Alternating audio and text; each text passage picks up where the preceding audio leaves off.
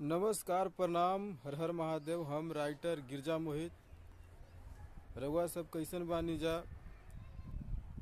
चैत के महीना बा।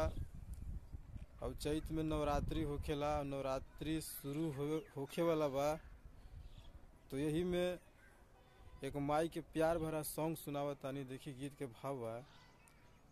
अरे जोत जरत बासेरा वाली के यारती लगावाना, नवरात्र में नवो देवी के मंगल गीतिया गावना।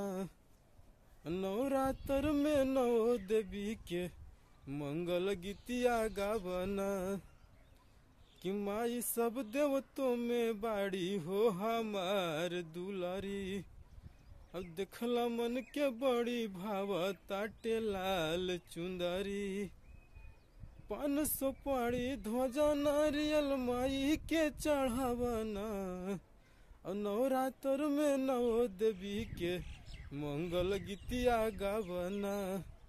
तो बहुत ही अच्छा सॉन्ग बा। रउआ सबके कैसन लागल लाइक कमेंट बॉक्स में बताएं। जय माता दी।